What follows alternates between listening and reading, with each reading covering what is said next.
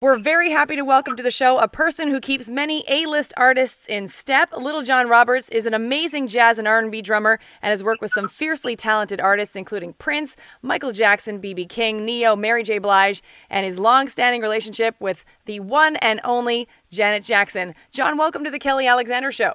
Hey, Kelly. Thanks for having me. Very happy to have you on the show. And I wanted to ask you, how early were drumsticks actually in your hands? I would say about when I was 5 years old.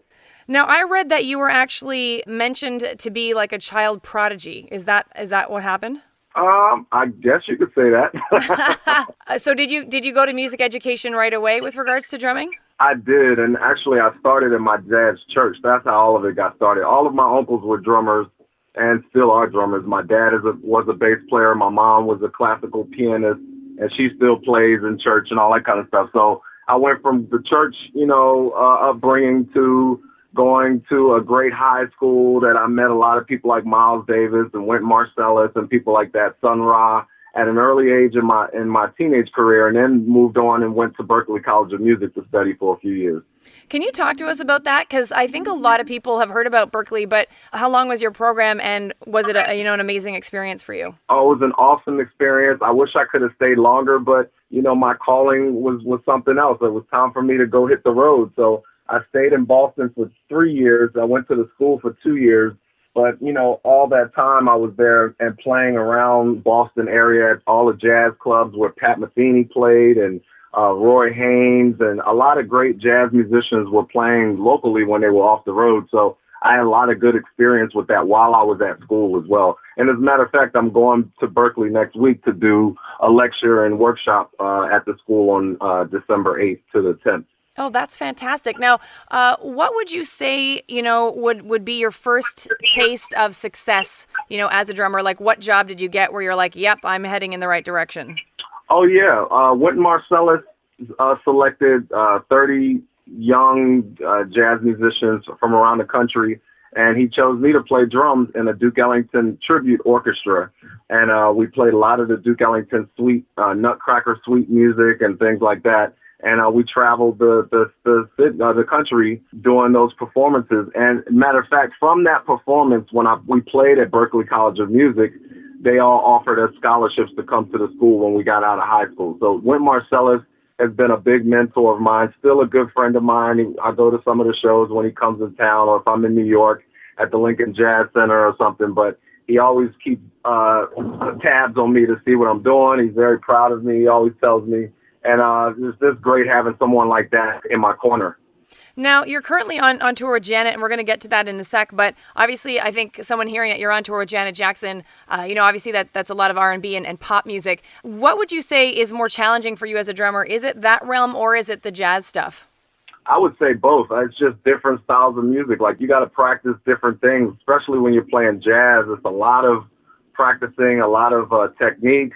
But the same thing goes for playing pop music as well. I mean, that's a very demanding show if you've ever seen Janet live. She demands a lot from everybody because she's also, demanding a lot for herself. So, you have to really come with your A game playing with her. And it's, pop music, of course, is playing much louder than jazz music and stuff. So physically, it's a lot more work on you to play big arenas and stadiums, and sound effective like we try to do on these shows with her. Do you have a preference, John, of either being out on the road or being in studio? Because I later on we're going to talk about your album, The Heartbeat. And obviously you do, I know you teach drumming instruction and all that sort of stuff. So where do you prefer to be? I like both. I mean, like when I come home, like for instance, right now, I've been recording some record projects with different friends of mine. And as well, I'm recording an instructional drum DVD not a DVD, but a web series that we're putting out on December 21st with getskilled.co. And so like stuff like that I love to do, but the road is cool too. I like traveling, I like going to different cities and countries, and we just came from Japan and Hawaii. We had a great time there. It's still hard work, but it's great to, this is my 25th year touring as a touring musician. And it's just a great opportunity to see the world and play good music and be around some good people. Can you actually talk to us about how your relationship with Janet Jackson started? Because I know it sounds like you started with her at the young age of 23. Was it on the Janet tour?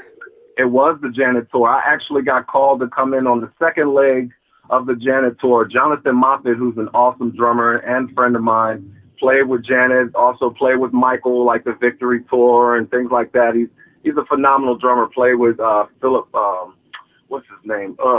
George Michael. Yeah.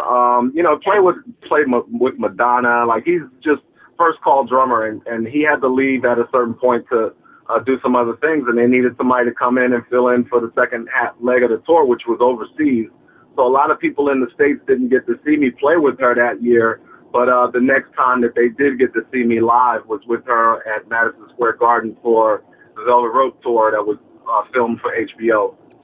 Can you talk to us about coming into that Janet tour? Because obviously, especially if Jonathan had been on the tour for a while, because I think actually I saw him when she came to Toronto back in '93. How much prep time did you need to get ready to go for that? Because again, that was a massive tour. Oh, wow. It was amazing because I only had a few weeks to get it together. And, the music director, Rex Salas, much love to him and all the guys in the band that believed in me. Sam Sims, Darryl Smith, David Barry, Terry Santil, all those guys that were in the band was really rooting for me because Janet didn't really know who I was, but she heard a lot about me and from them telling her as well, like, yeah, you got to get this young cat that's coming up. She even took a chance with allowing me to come in and hoping that I would learn the stuff in time and be able to, hit it hard when we went to Australia first. We started the tour in Australia, I think, in January that year. So I had to learn from a VHS tape that they had. Oh my God. Secretly, I had to watch it. I had to watch the videotape because that was the only technology we had then. Like VHS tape, we had like a DAT tape, if people remember what DAT tapes were, the little, recording tapes that they had of the show. And I had to learn the show just from listening and watching the VHS tape. So I learned the whole show in a few weeks, and when I got to rehearsal, which it wasn't an audition, I came straight to rehearsal with no audition. They asked me, like, what song would you like to go over? And I said, let's do the show. So they said, the whole show? I'm like, yeah, I know the whole show. Let's do it, top to bottom. I'd never played with click tracks and pre-recorded stuff in my in-ears, which we have now that we listen to music through our in-ears. I had never done that before, so it was a challenge for me, but at the same time, it was a great time for me in my life, and I basically came through and showed out.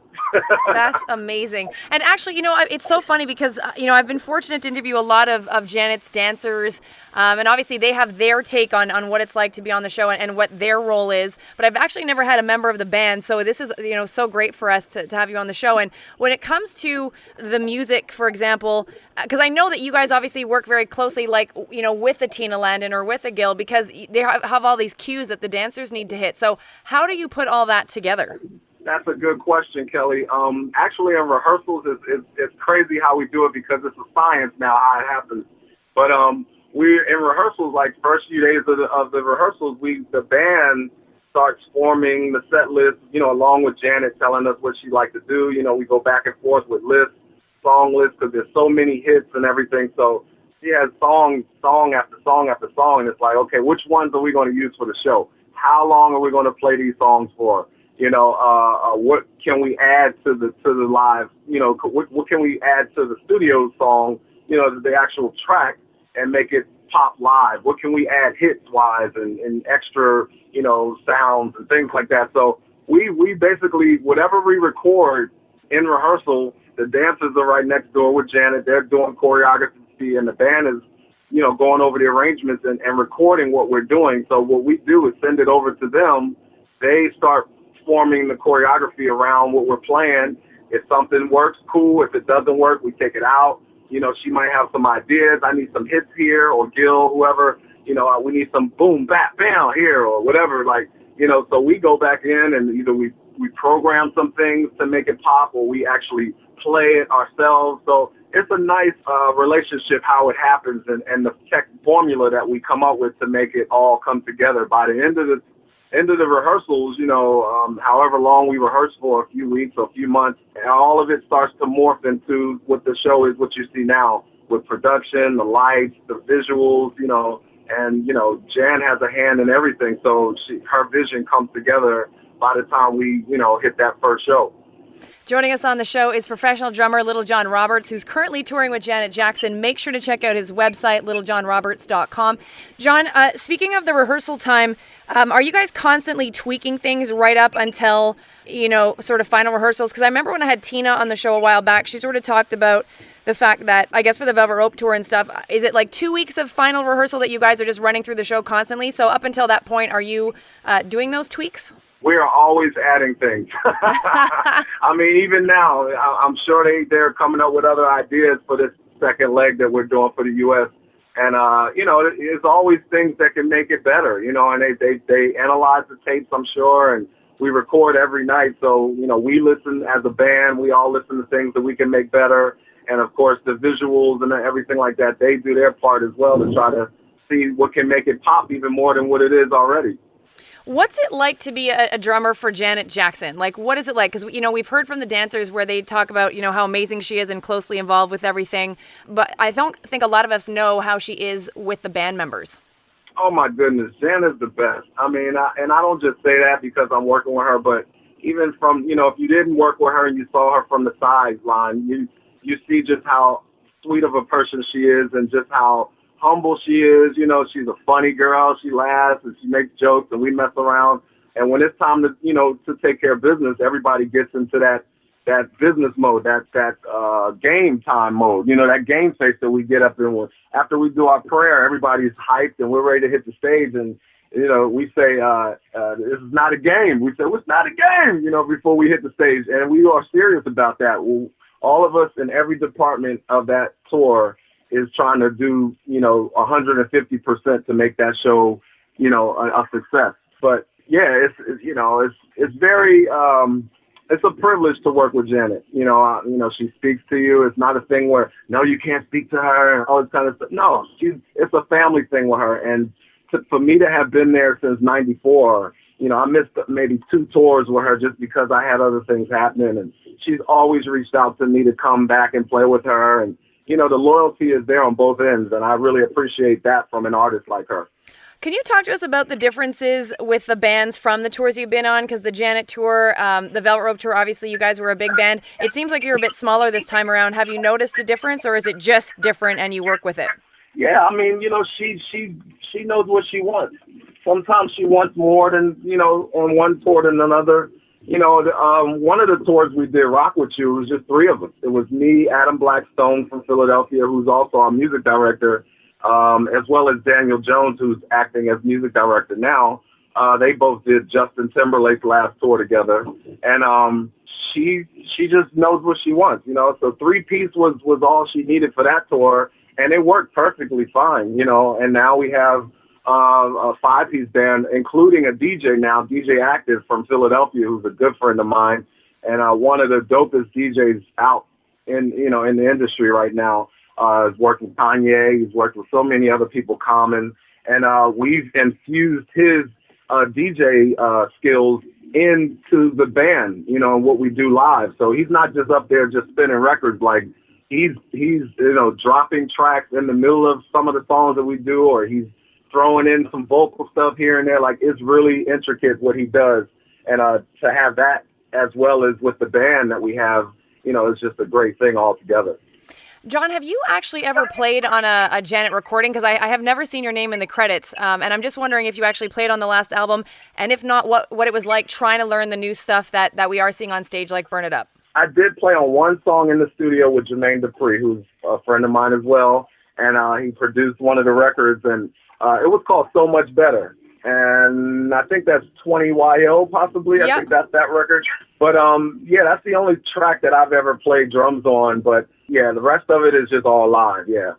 And is it hard? Not hard. I mean, obviously you're an amazing drummer, but when you're learning like a song like Burn It Up, which obviously seems to have a lot of sound effects and stuff, what are you looking at to try to accomplish, being on stage, keeping everybody in line? Oh, I mean, the drummer's position is very important because everybody's following the beat, I mean, lighting and videos and, of course, the cues and everything is going off the rhythm, So I got to, be on point with my drum rhythms and stuff. So I just try to stay as tight as possible on the track and, just keep it moving like that. As someone who's actually worked with Janet for so long, obviously over 20 years now, did you have any doubt that she was going to make a return? Because so many of us, she was gone, quote unquote, for almost 7 years with regards to new music. Did you always feel like she was going to come back? Of course. Janet is a Jackson. Don't forget. The Jacksons, it's just in their blood. They like to perform. And Janet could be 60 years old, and I swear she's going to have that itch, to want to do something. If it's not like what she's done in the past, it's something. She could go and do some jazz standards if she wants to, and just sit on a chair in front of everybody and sing, whatever she wants to do. She could do so many different things. She's such a creative artist. So I wouldn't hold it past her to do more things even after this. She has a record label happening now. So, there's a lot of things that can happen in the future with Miss Jackson. I don't doubt it at all. Like when I knew she was taking a break, sometimes we just need to get away from things for a minute. I know I have to, just because we do it so much. You just want to enjoy life in different other ways away from what you do most of the time. So, I knew in the back of my head, Janet's going to come back and do something else soon. I know it. And like I said, I'm always privileged and honored to have a phone call, from, her or her management or whatever, saying Miss Jackson, is reaching out. She wants to see if you can come and do this next tour with her. I'm like, yes, let's go. John, can you walk us through sort of the afternoon before a show kicks off? Like, do you guys sound check every day? And how much prep time do you need before you hit the stage? We usually sound check maybe an hour or two before the doors open, or, if we need to do something new, we take a little bit more time to go over something. Like we just added 2 new songs to the set. I'm sure we're probably adding some more when we get to, these few days of rehearsal before we start this next leg. But for the most part, it's usually, like an hour or two rehearsing a sound check or whatever. We go over maybe a routine or so for just to get, the dancers get comfortable with the stage that we're on every day, different stage every day. So, they got to get comfortable because some venues are bigger than others, or, some are smaller and we have to size, some of the stage stuff down. So, we make those changes and then we're ready to rock by doors open at 6, 7, 6:30 or 7 o'clock or whatever. What's your favorite song to perform on this Unbreakable tour? I love Unbreakable. It's the last song of the show. But at the same time, I like the first song too, because it comes out with a bang, Burn It Up comes out, smashing. So, the energy is high off that first song, but I love all of the songs. It's hard for me to just break, say one, but, I love Got Till It's Gone. I like, Pleasure Principle. I like all of them. They all have their own different characters, so I have to change, how I play for each song. So it's cool. It's fun. Do you have to have like an exercise regime, for yourself to stay in shape? Because obviously this show, and I'm sure any show you do, is physically demanding on you. Oh, yes. I'm home right now on my break doing yoga and Pilates and things like that just to keep my stamina up and, keep my core tight, as much as possible. I'm 43 now. So, I do things that, I got to do things differently than what I did when I was 23. When I was playing with her at 23, I didn't think about running or going out and exercising. I just sat down and played back then because I was a kid, So the energy was already, I was like, let's go, just sit down and go. But now, yes, I eat properly. I'm a pescatarian. I don't eat any meat. Like I said, I do yoga, I do meditations, I do the Pilates classes. Guys, check out that Pilates class. It's no punk. They think it's for girls and ballet dancers and all, but actually Pilates is one of the greatest core builders out there. To do Pilates work is one of the best, things you could do for you to tighten, and tighten your core. Do you have to do anything specific, for your wrists and stuff? Because, obviously that's a lot of use on those things. Actually, my wrists are fine. It's mostly the bottom half of my body that gets the most stress on as far as work is concerned. My legs and my hips and, my back, lower back, because it's a very demanding show and, you gotta come with it. They're dancing. You gotta make the dancers feel good. You gotta make her feel good. So I try my best to stay on top of my physical game as possible. Now, before I let you go, I did want to ask you about your album, The Heartbeat. How long did it take you to put together, and can we expect another album as well? Because obviously you've got a lot of support, and you had a lot of guest artists on that album as well. Yeah, I was on the road with Neo at the time when I was working on my first record last 2 years ago, and I don't know how I did it, but I must have been the willpower and the determination that I was going to get it done before the year was out. Every time I came home off the road, I went straight into the studio and started recording things. I would send stuff to my friends like, Eric Robertson, those guys that performed on like my first song called Space. You can see that video on YouTube and everything. Just type in Lil John Roberts Space and you'll see Eric Robertson, Stokely from Mint Condition, Anthony David, Music Soul Child, my little bro, and a lot of stellar musicians. Me and Chris Dave played drums together on that. Tino Palladino from D'Angelo, and he plays with The Who as well, and Nine Inch Nails, awesome bass player. My boy James Poyser from Philadelphia, my good friend. So yeah, I just called a bunch of friends and basically called in some favors because I didn't have a budget. So I had to let them know, look, this is the friends and family thing. Can we do this? And all of them, graciously consented to perform and sing and play and all that on my record. So I appreciated that. But yeah, it took me like almost a year to get it all done, which is pretty good to be on tour and still be able to do that. And then we released it 2013 in June. So I'm looking forward to doing another one. Shout out to Purpose Records, George Littlejohn and Russell Johnson, who helped sign me to their label to put this out. They're the distributors for this record. And I appreciate them for, taking a chance for me and helping me distribute my record. How important is it for you, Lil John, to give back to up and coming musicians? Because I know you mentioned that you're going to be heading out to Berkeley, and it sounds like it's really important, especially with you doing those web shows with drumming techniques. What does it make you feel to give back to the community? I love going to colleges and high schools, even middle schools sometimes, and just giving these kids some hope, because a lot of them they have nothing. When they go home, you never know what kind of stuff they're dealing with at home. So when they come to school, it's like their outlet. And to have somebody like myself come to the school and show them like, hey, I did this and you can do it too. I think that's just a big thing for any artist or musician to help and give back to the community that way.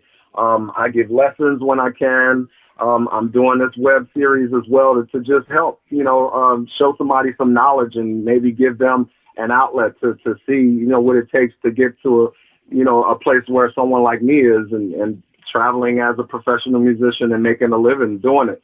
Now, I have to ask you how you came up or how you got the name Lil John, because the fans are going to ask me, so I'm asking you. I am a junior. My dad is John H. Roberts Sr., pastor. Serious Pastor business. John H. Roberts Sr. Yeah, and so my family called me Lil John since I was young, and it stuck with me, and then I took it from there and made it into like a stage name, because 43 and still being called Lil John, sometimes I'm like, maybe I need to let that go, but at this point now it's a brand for me now, so it has to stick with me now. That's amazing. And I don't mind. I think it adds to the party. So I want to thank you, and on behalf of the Janet fans that are listening, I'm sure they want to thank you as well for keeping the beat behind Miss Janet for so many years. So thank you so much. Hey, love the Janet fam. We'll see you guys this year. It's going to be great. It's going to be an awesome second leg of this tour, and the folks in Europe, we're coming to you too, and Australia, and we just came from Japan as well. It was great over there. So much love to all of the Janet fam out there. That's professional drummer Lil John Roberts, who's currently touring with Janet Jackson. Make sure to check out his website, littlejohnroberts.com.